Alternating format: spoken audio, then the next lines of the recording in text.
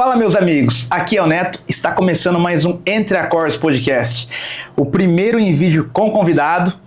E antes de mais nada, quero pedir para que vocês se inscrevam aqui para receberem novos episódios e vamos ao papo de hoje.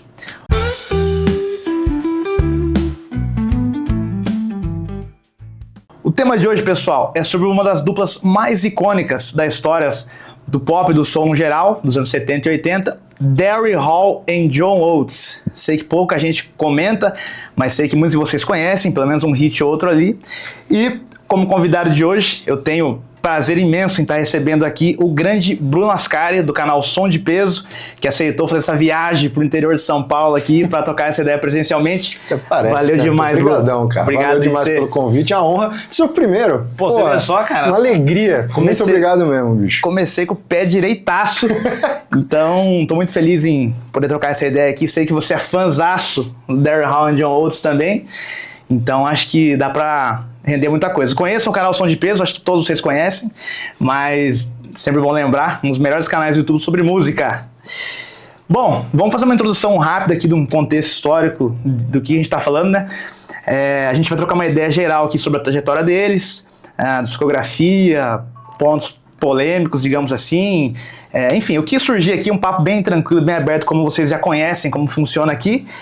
Para quem não conhece, o Hall & Oates é uma dupla que mistura soul, até talvez um pouco de funk. Lá no início era uma coisa até mais folk, é uma mistura muito louca, né? É o que o pessoal brinca e fala, é o Blue Eyed Soul. Blue Eyed Soul, né? É o soul de olhos azuis. Soul de olhos azuis. E acho que esses são os primeiros caras a proporem isso. Acho que não tô lembrando de, talvez, Van Morrison.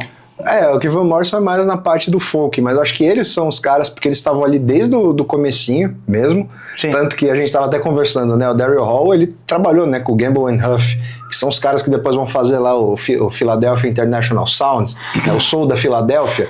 Então ele gravou com eles, ele chegou a ter banda, que era cara, eu fugi o nome aqui, eu vou ter que fazer a colinha. O The Temptones. Ele participou com esse grupo, então ele gostava muito das coisas de antigamente, né, sei lá, o Temptations, Impressions e toda essa galera. Então eles pegaram todas essas referências e depois mais pra frente vão botar o que eles falam, o som de Nova York ali dos anos 80, isso é na fase mais pop deles, né, mas vão fazer essa junção de todas essas coisas.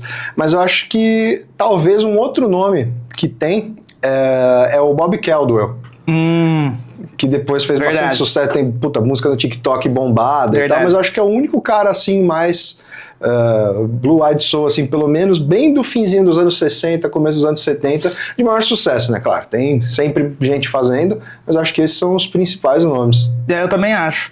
E é bem curioso ver que, né, o Hall & Oates, eles começaram ali no começo dos anos 70, depois fizeram um puta sucesso durante os anos 70, depois dos anos 80, ainda mais. Começaram lá em 72, o primeiro disco dele, depois a gente vai adentrar um pouco mais os discos que a gente mais gosta, fazer um balanço geral, digamos assim. Sim. Mas é engraçado ver que eles venderam mais de 40 milhões de discos, então o sucesso é gigante. Eu acho que aqui no Brasil não é muito falado, num geral, assim, o pessoal vai conhecer uma faixa ou outra hit, aquela coisa toda. E qual a sua relação geral com Hall & Oates? Quando você conheceu ou como você consome hoje em dia? O que é importante pra você deles, sobre eles? Sim. Então, eu comecei curtindo os hits mesmo, que tocava na rádio, I Can Go For That, Man Eater, eu acho que são as mais conhecidas, né? Sim. E aí depois de muito tempo pesquisando as coisas de AOR, né, que você sabe que eu também gosto pra caramba desse estilo, aí eu cheguei no segundo disco, que eu acho que até hoje é o meu preferido, que é o Abandoned Lanchonettes, de 73, cara, isso aí pra mim é uma obra-prima, é um disco espetacular, assim, se você não conhece, eu recomendo muito mesmo. Tem que ouvir. Tem que ouvir. E aí depois disso eu falei, cara, Hall & Oates não é só a dupla lá dos anos 80 fazendo synth pop com new wave, com umas coisas assim. Eu falei, não, é bem diferente. Aí eu falei, deixa eu começar do começo. Aí esse já era o segundo disco, né? Aí peguei lá desde o primeiro e fui ouvindo. E é legal que até nessa fase dos anos 70 é muito diferente os discos entre si. Muito diferente. Depois a gente pode, óbvio, né? A gente vai descer aqui e falar mais sobre isso. Sim, sim. Mas foi mais ou menos assim que eu comecei. Aí eu fui explorando, tanto que hoje esse Abandoned Lanchonette, assim, é um dos discos meus preferidos da vida. Assim, não tem, sei lá, 2, 3 semanas que eu fico sem escutar. Ô, louco, desse jeito? Eu amo esse disco. Eu gosto e também. procuro faz 10 anos procurar essa droga em vinil e não acha, cara, não acha. Desses anos 70 deles, acho que é difícil achar qualquer um deles. Eu acho que nunca lembro de ter visto em loja, nada. Dos anos 80 acho que já fica mais batido. O que aparece mais é de 75 pra frente. Que acho que é o quarto, quinto disco, né, mais ou menos. Mas os primeiros, cara, não acha. E não tem reedição. Eu fico bravo pra caramba, podia fazer. Então, e os caras estão sempre aí, né, tipo na mídia, são comentados até lá fora muito mais do que aqui. Isso, inclusive, você já viu algum show deles ou não? Não. Teve um show aqui no Brasil, faz uns 3 anos, 4 anos, eu acho, mais ou menos. E não consegui ir, cara. Fiquei muito triste, porque tava caro pra caceta, lá no Espaço das Américas, e aí eu falei, não deu, e provavelmente foi a última vez, né? Que não sim, devem... não. Agora, depois a gente pode... Depois das brigas, né, judiciais, aí depois a gente entra nessa, mas difícil rolar, viu? É ridículo. Mas e você, como que você conheceu, Neto? Então, cara, eu acho que foi por osmose, digamos assim, também de ver um hit ou outro aí, depois, cara, de algum momento, assim, que eu não sei qual é, que eu me adentrei em algum álbum, assim, acho que dos anos 70 ali, do início, e daí eu fui descobrindo, vendo, consumindo material sobre música, pesquisando e fui chegando. Não teve nenhum momento impactante, assim, que me fez, nossa, agora eu descobri tudo. Foi uma coisa, assim, aos poucos. Sim, sim. Mas nunca saiu do meu radar também. Porque, como você falou, eu não sou desse jeito aí de eu ouvir toda semana o Abandoned Luncheonette, mas eu frequentemente tá em playlist minha aí de pop, ou eu ouço um disco ou outro, vira e mexe, mais até dos anos 70. Sim. Esse disco pra mim é tipo o disco de realinhar os chakras. Entendi. Sabe, que às vezes, né, gravando coisa, puxa, você escuta a discografia inteira de alguém e tal, aí você precisa dar uma voltada e fala, não, eu vou ouvir, aí parece que tudo entra no eixo de novo, pronto, posso voltar a fazer minhas coisas. Eu entendo. Eu tenho um desses aí também. O que tem? Qual que é o seu? Ah, cara, deve ser o Leila, vai. Leila? Que eu sei que é um disco pesadão, é outra vibe, mas eu preciso... Purifica tudo, fala, beleza, agora eu tô em dia pra consumir coisa e descobrir coisa nova. Mas... enfim, então podemos falar um pouco, a gente vai voltando aí nos tópicos, vamos falar um pouco sobre discografia, então, já que você falou um pouco aí, vamos voltar pro começo lá. O disco de estreia deles, o Holy Waltz. Holy Waltz, a brincadeirinha aí. É o álbum de estreia deles, que é tipo uma lata na capa? Não... Isso, é uma lata porque o Waltz é tipo aveia, né, brincadeira. E aí eles têm, né, o Holy Waltz é um café da manhã, aveia que fica de um dia pra noite e tal. Eles fizeram essa brincadeira da latinha ali justamente pelo sobrenome, né? Aí, são geniais. Mas é um álbum assim que nada a ver com a fase super estrondosa deles, né? É uma coisa um pouco mais folk, soft rock, alguma coisinha que nem existia muito ainda, tava tudo meio que começando, digamos assim, né? Mas aqui a gente já vê aquelas harmonias vocais que depois perdurou todos os anos 80 aí, o que fizeram, eu acho que é a grande parada deles, né? As harmonias vocais, o pessoal puxa um pouco o pé e fala que é só o Daryl Hall que canta, eu não acho que é bem isso. Eu não acho porque, cara, tem, até anotei aqui, que eu tava pesquisando, tem a primeira banda do Oates, né? É uma banda chamada The Masters. Aí eu pesquisei aqui e vi que eles gravaram uma música tipo em 67 chamada I Need Your Love. Cara, você escuta, ele é a voz principal, né, do grupo. Você escuta, cara, a voz dele tá... Claro, é uma voz mais nova, porque ele devia ter, sei lá, 19 anos na época. Então, é aquela voz meio de menino, né? Vamos pôr assim. Mas já detonando. E ele funciona muito bem com o Hall. Eu acho que é uma dupla que se complementa muito bem. Tem notas que um atinge e o outro não. Sim. Eu acho que dessas... Até vale um tema um dia, assim, grandes harmonias, grupos vocais, que daí tem Beach Boys, Beatles, né? Que aquelas harmonias você fica, caramba, que parece um canto do céu, assim, né? E eu acho que o deles é muito nessa onda, cara. Se complementa muito bem, é muito bom gosto. Então, desde o início a gente já vê isso. Apesar de musicalmente ser ainda folk, não é aquela coisa pop, como todo mundo se acostumou depois, mas eu acho que já é coisa fina. Sim. Esse início deles. Esse primeiro disco, eu sinto uma grande influência de Crosby, Stills & Nash. Verdade, sabe? verdade. Tem umas guitarras ali, mas também tem um lance, em algumas faixas, uma parada mais country, né, principalmente em guitarra e tal. Então dá pra você perceber essa influência. E tem umas coisas, acho que é Georgie, uma coisa assim, o nome da música, desse primeiro disco, que, cara, de repente, assim, você pensa, pô, o primeiro disco dos caras, né? Primeiro que ele já começa assinando com a Atlantic, que é uma baita de uma gravadora. Verdade. Né? Aí depois disso... Eles colocam ali, cara, já vem um baita do arranjo de corda, um negócio grandioso, você fala, pô, bicho, isso aí no primeiro disco. Então, sabe? Refinado. E o som sempre é muito bem gravado. Desde o primeiro disco sempre foi referência. De verdade, parece uma banda no auge. Sem brincadeira. Parece. Se tivesse acabado tipo, com 2, 3 discos, ia ser, caramba, vocês conhecem, que uma banda lá atrás. Obscura, uma dupla obscura, não sei o quê. É alto nível. Eu gosto, assim, não acho que seja o melhor álbum, assim, nem o favorito, não é? Sim. Mas ele tá lá pra mim, acho que é um dos melhores. Aí vem depois, o que a gente já tá comentando bastante, com a banda, né, Lanchonete, esse nome é muito bom, né? É bom demais. E a capinha lá, a lanchonete no meio de um monte de grama lá no mato, né? Realmente abandonada. De 7-3, que, cara, eu acho que eu considero o segundo favorito meu. Não, pra mim é o primeiro. Você não precisa nem falar. Os caras já dormem com isso. Se eu tivesse... Mas aí só pra fazer um complemento pra quem quiser depois procurar, que a dupla forma em 67, na verdade. Verdade. Mas muito antes, porque o primeiro disco é 72. Sim. Né? E aí, esse meio tempo, eles continuam gravando várias coisas e tal, e tem umas fitas demo que eles gravaram nessa época, só que eles não conseguiram lançar. Aí chama Past Times Behind, saiu em 76, 77, dependendo do país ali. Até antes do Holy Waltz. É bem interessante, é bem legal também. Só que aí é um negócio, assim, muito mais lo-fi, assim, não tem orquestrações, esses negócios assim, mas eu acho que se você tá curtindo o som deles, né, tá descobrindo, tá, acho que vale a pena ouvir pra até entender o passo deles, dessas demos, pro primeiro disco. E como é que é o nome mesmo? Past Time Behind. Past Time Behind, beleza. Essa eu não manjava mesmo, não. Mas vamos voltando aqui pra esse disco que você comentou, que eu acho que realmente, assim, talvez se eu tivesse que recomendar um disco inteiro pra falar, não, dá uma atenção de verdade nesse daqui. É o Abandoned Lanchonete. E qual a música que você mais gosta? Vamos ver se é igual a minha. Putz, eu gosto, acho que She's Gone, acho que é a principal. E até engraçado, né? Porque foi um disco que não vendeu nada na época. E aí, anos e anos depois, tiveram versões dessa música. O Lou Rawls fez. Tem uma banda, o nome pra gente é engraçado, né? Mas é Tavares. Tavares. Sim. Tavares Brothers. É bacana mesmo. Aí eles fizeram versão, acho que foi uns 3, 4 anos depois, 76, 77, por ali. E aí o pessoal falou, caramba, de quem que é essa música? E aí que voltaram a revisitar esse disco. Isso acontece, vira e mexe, né? É até isso que eu ia perguntar pra você. Você acha que tem chance do Hall & Oates ter um revival forte no mundo hoje, assim? Um exemplo, você acha que tem chance de todo mundo, não, vamos voltar a ouvir Hall & Oates? Você acha que pode acontecer isso? Cara, eu acho que sim, viu? Porque você pega hoje em dia, tem rolado 2 grandes revivals, eu acho. A sonoridade dos anos 80, verdade, principalmente na música pop, e a sonoridade ali do rock dos anos 2000.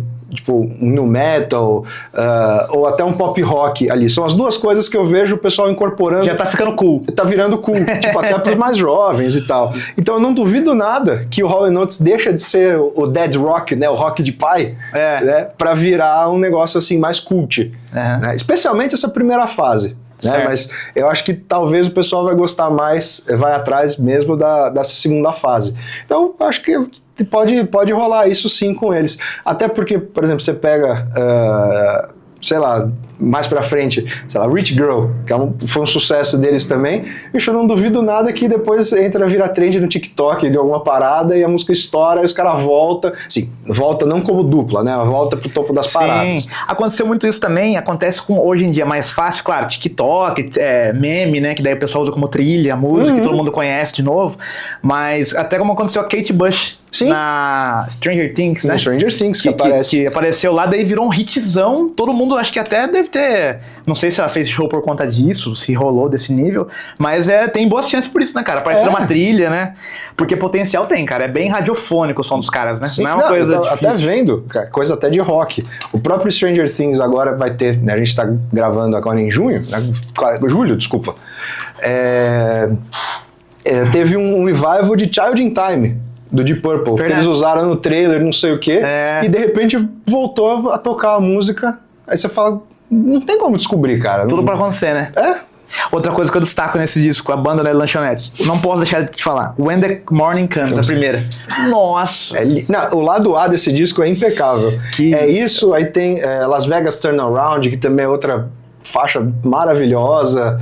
Pô, esse disco é muito bom, é muito bom. Esse realmente é uma pérola. Eu falo pra você que eu quis fazer esse programa mais por causa desse disco.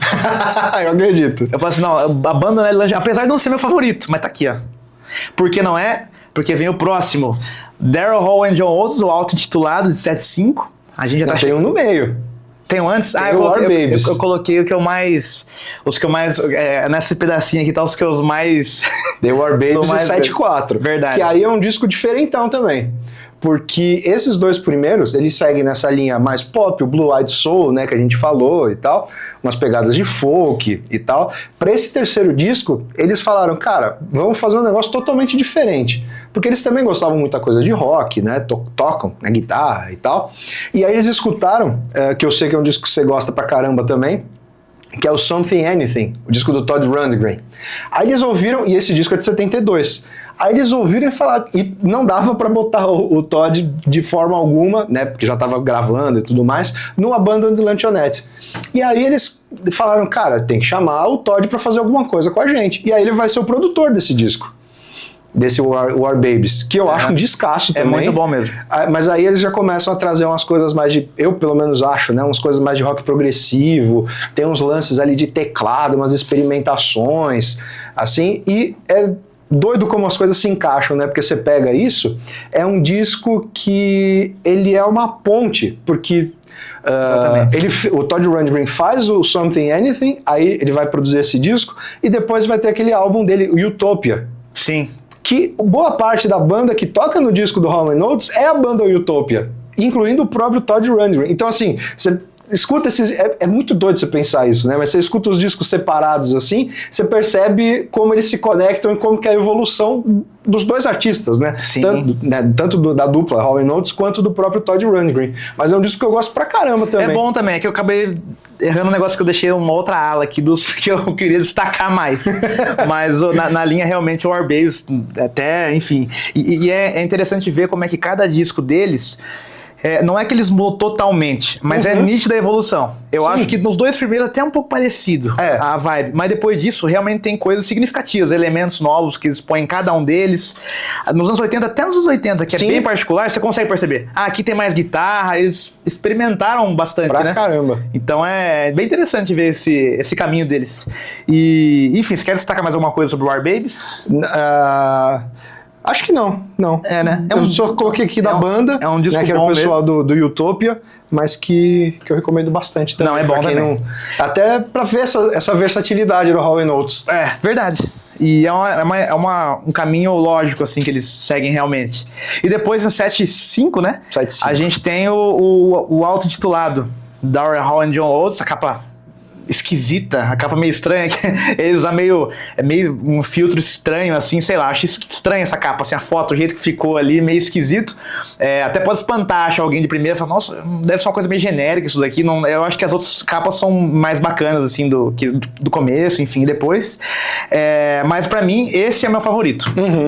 Outro descasso também. Top 3 pra mim. É o que eu mais gosto, esse aqui também recomendo, assim, fortíssimo, ouçam junto com a banda Lanchonette lá, que pra mim é mesmo nível, muito bom.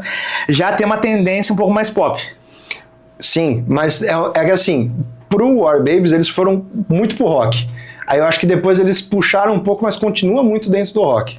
Verdade, porque ele tem aí guitarra, ele tem umas coisinhas assim, mas ele já tem uma batidinha mais, não sei, mais radiofônicazinha ali, que eu acho que já tava caminhando pro sucesso mais direcionado, assim, acho que pra onde eles queriam chegar nos anos 80 e tudo mais, eu acho que eles nem sabiam disso, né? Sim. Mas acho que foi um passo muito certeiro, assim, a produção é muito boa, foi o primeiro grande sucesso realmente, assim, deles, de vendas e tudo mais, então, o que eu destaco aqui muito? Tudo. O lado A eu acho genial, Camilha, né, que abre, puta, ouve isso, cara, assim, é muito emocionante, Sarah Smile, Alone Too Long, Nothing at All, nossa, quanta coisa boa, cara, que assim, é pop, é o pop que só os anos 70 fez. Sim, Out of Me, Out of You, é lindíssimo. Nossa, cara, tudo, de verdade, assim, acho que não tem faixa fraca, assim, ele é realmente...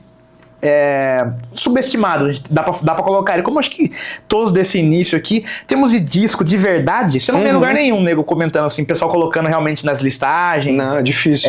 Nem da Rolling Stone, que põe 500 discos lá, acho que não aparece nenhum deles aqui, eu acho um crime, cara. Pelo menos esses dos anos 70 aqui, nos anos 80 tem uma coisa muito boa, mas disco fechado, assim, eu acho obra de arte, realmente, esse início dele aqui dos anos 70, né? Sim. E acho que falta um pouco o pessoal reconhecer, por isso que a gente tá aqui, né? Sim, Conversando pra mostrar mais da palavra deles, né? Da música deles. E tem mais alguma coisa pra destacar desse? Tem coisa. Por exemplo, você falou que acha a capa meio estranha. Eu adoro essa capa, sabia? Ela é meio, eu não sei, assim, ó. Não, mas tem muito sentido essa capa ser assim. Ela é esquisita, mas na foto.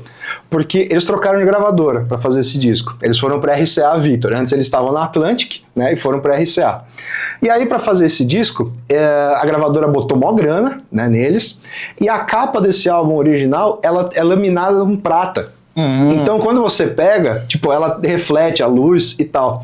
E eles mesmos falaram que eles quiseram esse lance meio andrógeno, porque você vê, eles estão tipo com blush no rosto e tal. Por quê? Quem fez a capa do disco é o Pierre Laroche. O Pierre Laroche é o cara que fez a maquiagem, as coisas do Ziggy Stardust, do Bowie. Tá explicadaço. Por quê? Depois que eles lançaram o War Babies, eles chegaram a abrir alguns shows pro Bowie. Então esse é um disco, por isso que eu falei, é um rock meio pop, que eles, né, continuam no rock, porque eu sinto muita influência desse 72, 73 do Bowie, ali do glam rock, do Ziggy Stardust, do Aladdin Sane, são dois discos pra mim muito presentes ali. Entendi. E aí também, quando você põe a capa ali do lado, ainda mais, por exemplo, com o Aladdin Sane, faz muito sentido. Verdade, cara, tem tudo a ver. E eu nunca parei pra analisar, tipo, relacionar isso daí, porque não tinha esse contexto, mas tem tudo a ver mesmo, se a gente quiser encaixar ele nessa vibe ali das artes, tanto artisticamente, visual e sonoro, tem a ver mesmo, cara. Até a parte de guitarra, quando você escuta, cara, lembra bastante. Tem a ver mesmo. Que foda.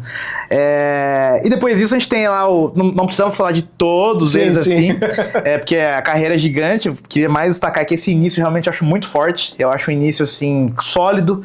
Que se tivesse acabado aqui já seria histórico. Porra, já. Na minha opinião. É aquilo que a gente ia falar. Se fossem esses 4, 5 discos aí, já dava pra falar, pô, uma dupla obscura dos anos 70 que ninguém conhece. E quando você escutar, você vai ver reflexo de prog, de David Bowie, de Crosby, Stills, aí todo mundo vai falar, caramba, nossa, como que existiu um negócio assim? Aquela projeção, se tivesse ficado mais tempo, hein?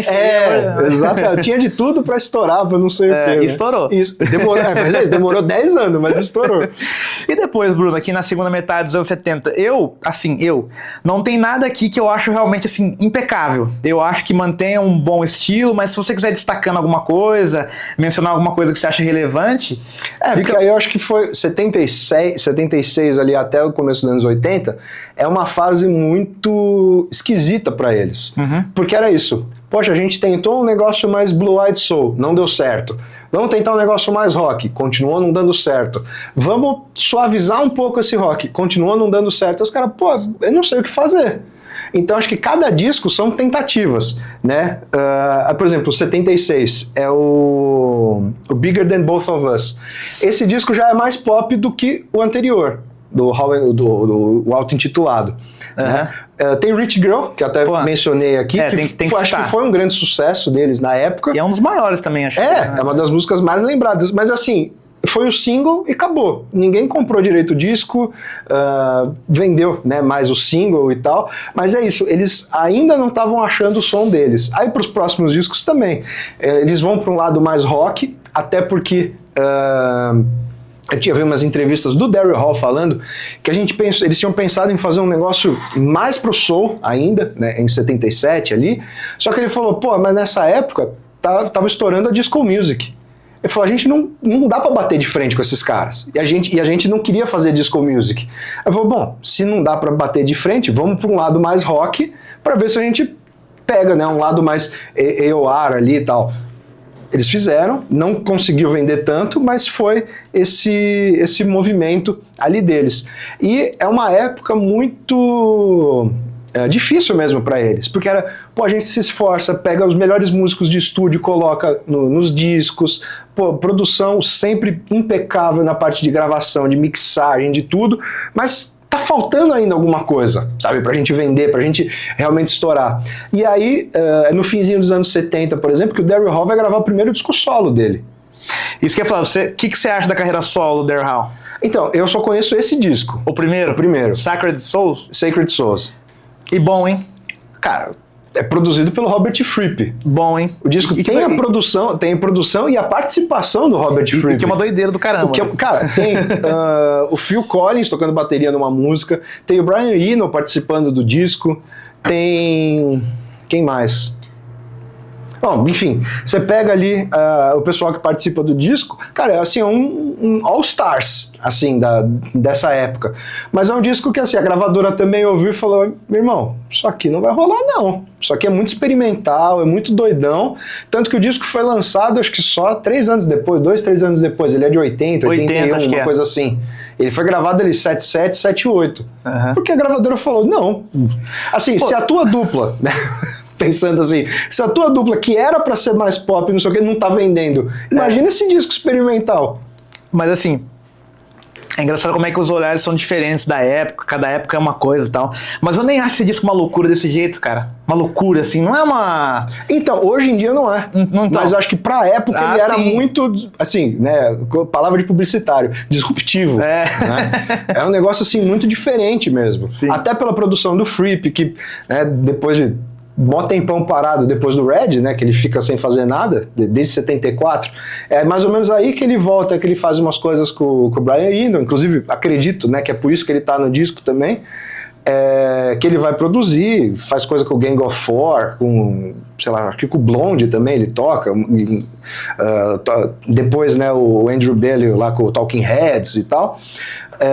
Ele começa a testar essas coisas, então é um disco que hoje em dia pra nós é ok. Nossa, tranquilo. Mas pra época era uau, é a mesma coisa, você pega tipo King Crimson dos anos 80, a trilogia das cores, tudo bem, ainda soa meio diferentão, mas pra nós já é um pouco mais comum, porque a gente já tá acostumado outras referências, com outras referências, com polirritmia, com umas coisas diferentes, mas na época a gente sempre tem que ouvir o disco com a mentalidade, assim, né, refletir com a mentalidade da época do que tava rolando. Era um som muito diferente. Sim. E faz sentido a gravadora não querer lançar. Sim, não, também não acho que é um crime, também não acho que é uma obra de arte. Não, também acho que não. Mas é bom, hein? Mas é um disco bem bom. Ouçam lá, porque vale a pena esse disco. Eu também só vi esse, assim, depois eu vi que lançou mais projetos, né, ele produziu, ao contrário do John Oates, eu acho que tem pouca, 2, 3 álbuns lá, acho que nem tem, não me atraiu atenção muito, mas esse sim, esse eu achei legal.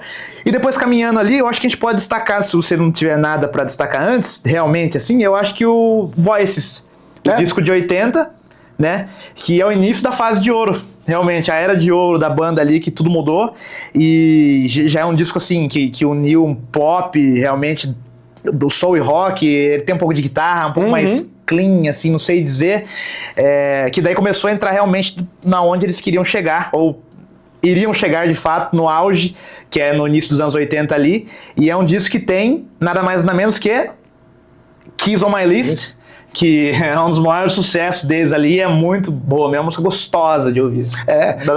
Tem que falar com a boca cheia. Assim. Mas é o beijo que você quer dar, né? Já tá ali, não tá na boca. Mas esse é um disco justamente isso. Eles falam, cara, a gente tá tentando aqui, tentando ali, e eu não sei o que fazer, e eles estavam em Nova York nessa época. E vários esses outros discos, eles gravavam tudo em Los Angeles. E aí eles falam, cara, a gente quer pegar esse som de Nova York, que eu falei lá na introdução. Né? Esse som de Nova York, o que era? Era New Wave, era o Synth Pop, que estava rolando, e até a No Wave, que era, né, tinha ali as duas principais, né, era o Punk e a New Wave. E aí tinha o pessoal diferentão, que falava, eu não sou nenhum nem outro, eu sou o No Wave, eu não tenho onda, sabe? Eu sou o meu negócio próprio aqui, sabe? E aí eles entraram nessa, gravaram esse disco, acho que foi no Electric Ladyland, né, do Jimi Hendrix, e aí que realmente foi um lado mais pop, mas é isso, eram caras que eles tinham noção, cara, de composição muito boa, de harmonias vocais muito boas, trabalhando com músicos excelentes. E aí, para esse disco aqui, infelizmente eu não anotei o nome do pessoal que grava o disco, mas eles formam uma banda própria. Eles deixam de... Claro, tem participações, né, de músicos de estúdio, mas é diferente. Tipo, eles têm agora uma banda que vai ficar ali com eles 2, 3 discos com algumas participações, né, de músicos de estúdio. Mas isso gera talvez uma unidade melhor, porque é diferente você entregar a partitura pro cara e falar, toca aí. É do tipo, não, vamos desenvolver essa música junto, vamos fazer essa parada, todo mundo ali dentro do estúdio e tal. Então acho que foi uma junção de muitos fatores para que eles realmente estourassem. Eu também acho. E eu acho até como mérito pra dupla, assim, que eu sempre gosto de falar que vira e mexe em artigo ou nos programas aqui, eu sempre costumo falar que é um enorme desafio pro artista que tem que passar por décadas. da mudança. Sempre um desafio. Pode olhar. Um pouco menos de impacto, mas ainda com bastante impacto, quem foi da 60 pro 70. Sim. O cara se adaptou ali, Rolling Stones, adapta um pouco a guitarra aqui, a afinação, muda a batida, conseguiu se encaixar. Beatles, vários artistas eles conseguiram fazer música de alta qualidade, conseguiu se enquadrar dentro. Agora, do 70 pro 80, foi bem delicado. Sim. Para todos os gêneros. Pro pop, pro heavy metal que tava se desenvolvendo ali, pro hard rock, para todo mundo. Porque foi muito único. Esse som 80, ele é demais, assim. Tudo é over, é aquela produção zona, eu adoro. Sim. Mas, assim, é diferente. E eles foram abençoados, digamos assim, de que eles estavam caminhando meio que sem querer para algo parecido, desde o primeiro disco até depois nessa viradinha com o Voices, por exemplo. E nos 80, de fato, eles estavam no lugar certo na hora certa e conseguiram, cara, a façanha de passar a década e melhorar, digamos, pelo menos em termos de vendagem. Você pode discutir se é melhor os 70, 80, mas é um enorme desafio e tem que destacar isso, cara, porque pouca gente conseguiu, poucos artistas. Depois teve uns que, por exemplo, Paul McCartney, nos anos 80 ficou difícil pra ele, um bom período, um disco ou outro ali. Depois nos 90 ele se retomou e tal, então todo mundo deu uma baqueada. Sim. E eles não, cara, eles conseguiram fica melhor ainda, em termos de tudo. Então vale deixar essa menção também. Sim, não, e até que a gente falou, eles eram muito rato de estúdio. Você vê, poxa, a gente comentou aqui no começo que o Daryl Hall gravando com o Gamble Huff em 1966, 65, ele estava no estúdio já há muito tempo. Seja tocando, seja produzindo, vendo ali coisa de mesa, técnica de gravação, não sei o quê. Quando entra os anos 80, você tem a modernização, né, que nem você falou, Sim. E você tem muita diferença das coisas. E eles foram caras assim, pô, a gente já sabe trabalhar no analógico, pra gente trabalhar pra cá não é tão diferente.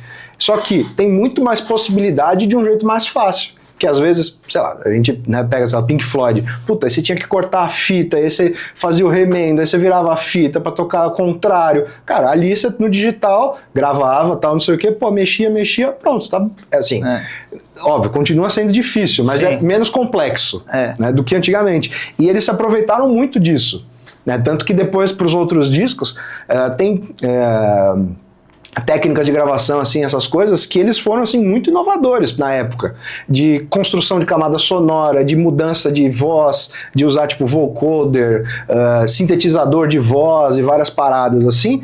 Então, era um som novo, né? Só que com essas raízes deles, que os caras sabiam pegar a coisa do soul, o refrão que gruda na cabeça, o lance das duas vozes. Então, assim, foi uma virada de década ali que beneficiou muito. Eles estavam com a faca e o queijo na mão mesmo. E souberam fazer. Principalmente. E depois disso, acho que vale destacar o Private Eyes, de 81, um disco também que é outro clássico, né? Enfim, eu acho que ele segue um pouco a linha ali do anterior, eu acho que ele segue um pouco, apesar de, como eu falei, cada disco eles melhoram alguma coisa, mudam outra e tal, mas tem aqueles refrões marcantes, como você falou, também tem a própria Private Eyes, né, um belo destaque, I Can Go For That, que eu acho que se não se bobear, é o maior clássico deles. Isso aqui é muito difícil não sair cantando, né? Não, canta pra mim, eu não. Meu cachê não foi suficiente, tô brincando. Mas eu acho que dos anos 80, esse é o meu preferido. É mesmo? Talvez. Eu gosto muito desse disco. Não, pode ser mesmo. Acho que, se bem que o próximo eu gosto muito também. Mas é um disco que segue a linha e manteve a peteca lá em cima. Sim. Né? Eu acho que eles souberam fazer, enfim, acho que vale muito também conhecer. Depois disso, o H2O. Exatamente. H2O, que eu vou falar? Começa com Maneater, que acho que é o maior sucesso disparado deles, assim, se der que dá pra medir isso, né? Mas acho que é o mais conhecido, dominou a rádio dos anos 80, pelo que a gente pesquisa, procura ver, coisa da época, né? Não tava lá, mas a gente consegue pesquisar. E acho que também aqui, talvez seja o disco, é o álbum de maior sucesso comercial deles, mais vendido. Eu acho que é até justo, porque realmente era a hora certa de ter esse som.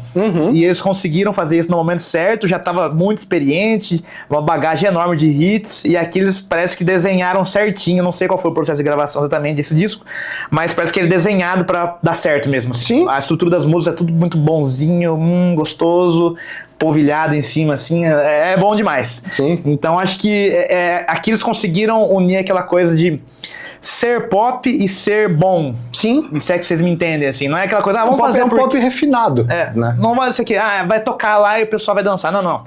É pop e tem substância. Então acho que esse disco aqui, ele revela muito isso. Essa capa eu gosto. Sim, essa capa é demais. Os dois se encarando ali vermelho. Você tá vendo aqui a capa. Enfim, acho que também vale muito. Tem mais alguma coisa para destacar muito sobre esse disco aqui? Não, e outra coisa que ajudou a fazer bastante sucesso é a explosão da MTV. Verdade. Eles começaram a fazer clipe com esse disco. É de 80 a MTV lá? Lá fora? Acho que é 80, né? E aí eles começam a fazer os clipes, né? E tocando pra caramba também, explodindo. Tanto que assim, eu acho que de 82 a 85... Assim, os anos 80 eles dominaram, mas eu acho que de 82 a 85 é assim, a explosão é o ápice deles. Depois, mais pra frente, a gente vai falar, até você falou do Paul, eles brigaram com o Paul nos anos 80. Me conta esse babado que eu não tô sabendo. Não, brigaram sim, modo de dizer. Teve uma coisinha ali. Mas enfim, acho que esse início é muito forte dos 80, acho que até agora é tudo muito forte, né? Teve, eu acho que uma balanceadinha no final dos anos 70 ali, que eu acho que não teve uma coisa... Não é que é ruim. Sim, são discos legais, mas são mais inconsistentes. Não tava meio testando ali, digamos assim. Nesse início 80 acho que começou legal, foi muito bom. O próximo, Big Bang Boom, eu acho que é bom também. Eu gosto, eu acho que é um pouco mais produzido ainda. Tem até um quê de eletrônico, digamos assim, ainda tá colocado ali. Enfim, acho que é um bom trabalho, não sei se é melhor, acho que eu não falei que é melhor que o último aí, que eu acho que realmente é o ápice desse período aqui, na minha opinião, mas que também é um bom disco. O que você acha desse disco? Também vale a pena destacar? Você gosta? Vale, eu acho legal, mas eu gosto mais do H2O mesmo. Eu também. Esse disco tem Out of Touch, que eu acho legal, é uma das músicas que eu mais gosto. Que foi destaque da MTV também, que você comentou, teve videoclipe e tudo mais, era o TikTok da época. Não, sem dúvida. Era o TikTok, tinha que estar na MTV. Mas aí só voltando pra falar do Paul, que eu tinha comentado, né? Em 83, eles não lançaram nenhum disco de estúdio. Né? Eles fizeram uma versão que nos Estados Unidos é super normal, né? Você fazer versão de música de Natal. E aí eles fizeram Jingle Bell Rock, que foi um maior sucesso ali na época e tal. A versão é boa. E aí eles fizeram a primeira coletânea deles, que eu vou ler o nome porque eu não lembro, é Rock and Roll Soul Parte 1. Né? E aí eles lançaram a música chamada Say It Isn't So. E essa música, por isso que eu falei que brigava, porque era a única música na MTV que tirava o clipe de Say Say Say do Paul com o Michael Jackson. Caramba, cara. Então assim, dá pra você imaginar como os caras eram grandes. Tipo, era assim... Hoje tá Say Say Say, aí depois era a música da Rolling Notes. Aí ficava assim, briga de 2 dias, os dois ali no top 2, brigando ali de clipe na MTV. Então, acho que dá pra ter uma noção do impacto dos caras nessa época. Né, cara? E Say Say Say pra mim, cara, top 3, sei lá, videoclipes mais legais, mais geniais. É sensacional. É assim, maravilhoso. A música eu gosto muito, tem gente que não gosta. Eu acho uma bela música, eu sei que não tem a ver com o tema, mas olha a força, porque...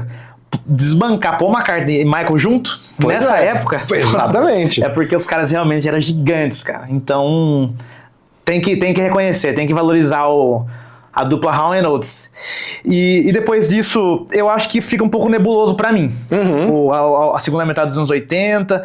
Eu, sinceramente, tem até coisa que eu nem ouvi, cara. Indo pra frente aqui, eles ficaram bem espaçados os lançamentos. Tem alguma coisa que você conhece aqui que vale muito a pena, seja recente, seja depois aqui, que você gosta, ou que você acha uma coisa curiosa? Cara, eu recomendo o disco de 85 ainda, que é um disco ao vivo. Eu não sou muito de disco ao vivo, mas eu acho que esse é bem legal, é o Live at the Apollo. É um disco que eles vão gravar no Teatro Apollo, né, lá em Nova York, um dos berços da música soul, e eles vão gravar com 2 ídolos deles, né, eles gravam com o David Ruffin e o Ed Kendricks, e os dois eram do Temptations, ou seja, as inspirações deles lá na década de 60, os caras puxaram eles, tipo, não, vamos fazer um disco junto, assim, é um disco legal pelo encontro, porque eles misturam esses sucessos deles dos anos 80 com os pupurris, umas coisas mais antigas, então assim, é um disco meio esquisito, mas acho que vale o registro do tipo, cara, eles com os ídolos deles conseguiram gravar um disco junto. Certo. Esse disco eu nem ouvi, cara. Vou ouvir, porque eu gosto. Legal. E eu sou fãzão de disco ao vivo. Nossa, eu gosto muito, ouço direto. Então acho que vale conhecer. Assim, eu diria que dentro da discografia não é um álbum imperdível. Entendi. Sabe, mas tipo, se você ouviu e gostou, fala, dá uma chancezinha pra esse. E depois disso eles tiveram, acho que ainda nos anos 90 já teve separação, hiatos, começou a ter aquela bagunça toda, que acho que a gente pode entrar nesse tópico, se você não quiser comentar mais nada em específico nesse segundo da discografia aqui em si. Apesar desse sucesso gigante que a gente acabou de falar aqui, tá o vídeo inteiro exaltando aí o sucesso e a qualidade deles, eu acho que até foram subestimados até certo ponto, talvez, pelo que eu entendi nas referências antigas, o pessoal via eles como uma coisa descartável, eu não sei se, sabe, não foram ajudados também, digamos, apesar do sucesso grande, eu acho que eles faltou um pouco ali de reconhecer esse valor todo que a gente tá falando sobre eles, os méritos e tudo mais, mas eles começaram a ter hiatos de ir e voltar, enfim, brigas e tudo mais, mas isso começou a se agravar mais recente, digamos assim. Porque assim, do fim dos anos 80 pra frente, eles trocam de gravadora mais uma vez, aí eles vão pra Arista. E aí é uma gravadora menor, né, em relação, os caras passaram pela Atlantic, pela RCA, só coisa muito grande mesmo. E aí produz menos disco, os contratos que eles conseguem para tocar na rádio são menores, tanto que, eu até anotei aqui, o último disco deles que vendeu platina é o Oh Yeah, de 88. Assim, mas mesmo assim, em 88 os caras venderam mais de 1 milhão de cópias só nos Estados Unidos, ainda é uma grande vendagem. Mas para os próximos discos isso foi cortando, e aí eles vão brigando, você vê, eles lançam um disco assim em 88, aí tem outro em 90, depois é só 97 que tem outro. Então, assim, é um pulo muito grande e o som deles começa a ficar meio datado. Porque o pop dos anos 90 é completamente diferente do pop dos anos 80. Sim. E era isso. Assim, acredito eu, né, que as pessoas mais novas olhavam e falavam, pô, não quero ficar ouvindo a banda que meu pai ouvia. Essa dupla aí. E aí os caras começam a perder relevância. Talvez não quiseram se adequar, não se adequar não é uma boa palavra, não quiseram se enquadrar, melhor dizendo, né, nessa nova sonoridade e acabaram talvez ficando um pouquinho para trás em relação a isso. E assim, os discos, o último disco deles é o Home for Christmas, é de 2006, eu acho um disco legal, assim, muito bem gravado e tal, mas é isso, é um disco meio morno, sabe, falta um gás ali, falta alguma coisa, mas também, porra, 40 anos de carreira, não sei o que, às vezes os caras estão cansados mesmo. E aí, pô, briga pra cá, briga pra lá. A gente, né, até comentou antes, disputa judicial, que agora eles estão super brigados, nunca mais vão se ver, a dupla nunca mais vai existir, né? E só se acabar o dinheiro, aí eles vão ter uma turnê de reunião aí eu não duvido, não. Ou chegarem num acordo. Porque o Hall & Oates, o Daryl Hall chegou a falar que o John Oates nunca foi um parceiro criativo dele, que ele nunca realmente pôs a mão na massa, era só o cara que ficava, digamos assim, entre aspas, ficava ali comendo pelas beiradas, que não ajudava em nada. Enfim, eu não sei como é que era a criação deles no estúdio lá, eu não tava lá pra saber, mas em termos musicais acho que contribuiu muito, sim, em termos de voz, de harmonia, ele acho que foi um cara importante, mas a gente sabe que o Daryl Hall acho que era o grande cara, realmente, o grande gênio. O cara mais talentoso acho que é meio que inegável, né? Mas assim, ele também tem, por exemplo, a gente pega Sarah Smile, é uma composição do Oates. Então, e como é que eu faço? E como é que você o primeiro sucesso deles, o que você faz? Quando eu choro ouvindo isso, o que eu faço? Pois é. Então assim, eu acho que ele tem mais composições, mas o Oates também tem muitas coisas muito importantes. E eles tinham um lance, né, claro, algumas músicas eram divididas, tinha música que era só do Hall, tinha música que era só do Oates, então assim, era bem dividido as coisas. É questão de briga mais pra frente mesmo, do tipo, ó, esse cara, aí eu não sei, coisa de bastidor, se realmente um tentou passar a perna no outro, aí eu realmente não sei, não vou opinar, né, mas realmente eles brigaram de um jeito, tanto que eles fizeram esse show aqui no Brasil, foi acho que 2019, 2020, sei lá, por aí, e depois nunca mais. Cara, 2019 eu quase vi, cara, em Londres, que eu tava lá, aí olha como é que é Londres, né? No mesmo dia ia ter eles e o The Who, mesmo dia, na cidade. Daí eu falei, cara, não vai dar pra... John Oates não vai dar, o Hall & Oates eu vou ter que ir no The Who. Que chato, né? Infelizmente tive que perder minha noite no The Who, cara. Mas, senão eu teria visto. Mas eu cortou o coração, porque eu já tava ligado que era uma coisa especial, assim, que eu falei, tentar ver, não consegui. Então, provavelmente só no DVD agora, porque tá meio séria a situação lá. Se bem que a gente fala isso, mas daí igual eu falei, acontece alguma coisa, é dinheiro, tipo Oasis. Então, isso que eu ia falar, pô, se o Oasis voltou... Então, assim, não tô falando que é só dinheiro, cada um com seus problemas. Mas, assim, tudo pode acontecer. Sim. Né? E aí tem até aqui que eu anotei, que eu acho legal falar, que em 2020, né, eles começaram a gravar um disco. Tava bem desenvolvido, mas aí por causa da Covid eles pararam de fazer e depois vieram essas brigas judiciais, não sei o que, eles engavetaram o disco. Então talvez tenha mais um disco. E aí eu vi umas entrevistas na época, o Daryl Hall falando justamente isso. Ele falou, cara, esse disco, assim, é o nosso melhor em 20 anos.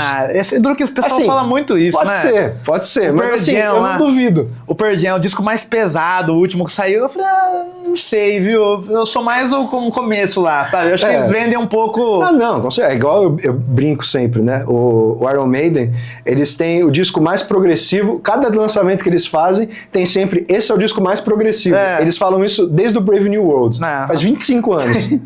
Eu acho que tem um pouco da propaganda, mas eu ficaria muito curioso, até por ser uma banda aqui, um grupo que não tava lançando muita coisa. Porra, que legal que seria conhecer um trabalho novo, né? Ver se... Porque canta bem ainda, pelo menos o Daryl Hall que eu vejo tá com a voz boa e tal. Sim, ele tinha aquele programa na internet, que até ganhou prêmio e tal. Verdade. Que ele tocava tipo um celeiro, né, que ele convidava uma galera pra tocar com ele e tal, que era muito bom. E o programa não faz tanto tempo assim, ele tava cantando horrores. Cantando bem, pô. Estilosão. Todo. Mas enfim, eu acho que de legado, né, deles, se você tiver uma coisa mais para destacar, assim, sobre alguma coisa que a gente tava comentando, eu acho o grande legado do Hall & Oates pra mim, apesar dos pesares, das brigas, o que a gente tá triste hoje aí, com o momento triste que eles estão vivendo, em termos de dupla, eu acho que o grande legado deles é se manter em alta, digamos assim, manter se enquadrando, como você colocou, dentro das décadas, dos movimentos, micromovimentos do pop teve, mas sem abandonar o começo. Assim, o que eles acreditam musicalmente. As harmonias vocais estão desde o primeiro disco. Sim. A alma pop, de fazer uma música pop realmente, mas sem ser enlatada, aquela coisa descartável, tá aqui ainda, desde o primeiro disco. Sim. Então acho que o grande legado deles é que você não precisa abandonar tudo que você acredita 100% para se adequar ou para fazer a música, enfim, corrente. Eu acho que fica até como um aprendizado, assim, para muitos artistas que falam, minha música não presta porque ninguém ouve hoje em dia. Acho que não é bem assim. Dá pra tentar encaixar de alguma maneira, acho que fica como um grande legado deles, né? Eu acho que é isso. E dois caras, dois músicos incríveis, duas baita vozes, dois aficionados por estúdio, e cara, você pode ouvir, não tem disco deles que é ruim, que é mal gravado, que isso não existe. Não existe. Pode ouvir qualquer um da discografia. Realmente chama atenção. É isso que você vai ter. No mínimo. Chama atenção. Cuidado técnico. Realmente não é só isso, mas é uma coisa realmente louvável. E é isso, Bruno. Você tem mais alguma coisa para destacar sobre Hall & Oates? Escutem a banda no Lanchonete. É isso que eu tenho pra dizer. A banda no Lanchonete. Cara, que disso, cara. Tem que ouvir de verdade. Depois comenta aqui. Ouve lá e depois você comenta aqui. Nossa, verdade. A Lanchonete abandonada é a melhor coisa que eu ouvi na minha vida. É bom, cara. É uma coisa fina, realmente. É demais. Tem que ser redescoberto. Então é isso. De considerações finais. Hall & Oates são daquelas duplas que todo mundo conhece sem saber. Você pode achar que não. Você vai ouvir o título aí e falar, vocês estão falando desses caras, nem sei quem é. Não é bem assim. Vai lá, pelo menos no Spotify, vê as principais lá, depois você vai puxando os discos, vai vendo que a quantidade é absurda, cara. Uma coletânea dos caras é barra pesada, viu? E quero agradecer ao Bruno mais uma vez pelo papo aqui. Obrigadão. Obrigado por ter se deslocado vindo pro toda minha, interior caipira aqui para conversar. Pelo amor de Deus. Para conversar com a gente aqui. Recomendo que vocês conheçam o canal Som de Peso. Se você não conhece ainda, tenho certeza que você vê através do Bruno, mas caso não conheça, procure lá no YouTube Som de Peso, um dos melhores canais sobre música do Brasil, disparado, qualidade. O cara trabalha de verdade, pessoal. O cara grava todo dia, o cara tá lá com coisa relevante, sempre com informação fera, de verdade. Eu aprendo todos os dias, de verdade. Então é uma honra. Sigam também no Instagram, @Bruno Ascari. E fica à vontade, Bruno, se quiser chamar o pessoal para algum projeto, alguma coisa a mais que você está desenvolvendo. É isso. Vamos todo mundo se inscrever no canal do Neto aqui no Entre Acordes. Bora acompanhar, que também vai ter coisa legal pra caramba. Vai. E é isso, bicho. Só tenho que agradecer pelo convite. É uma honra estar aqui trocando ideia com você. Ainda mais essa dupla que a gente gosta pra caramba. Valeu demais. Então é isso, pessoal. Esse foi mais um Entre Acordes Podcast. Quero que vocês se inscrevam aqui para não perder os próximos episódios. Deixa like, compartilha. Vocês sabem como é que funciona já aqui no YouTube. Inclusive, daqui a pouco, muito em breve, estarei lançando uma série aqui no canal onde vou passar no Reino Unido quase um mês gravando conteúdos para vocês lá sobre música, visitando os principais pontos históricos sobre música e pontos também não lógicos, coisas que só a gente aqui que acompanha muito, quem é muito fã que vai saber, quero que você participe, então em breve vai rolar isso aqui por aqui também. Tamo junto, quinta-feira que vem eu tô com outro vídeo pra vocês. Valeu, pessoal, até a próxima. Valeu, gente.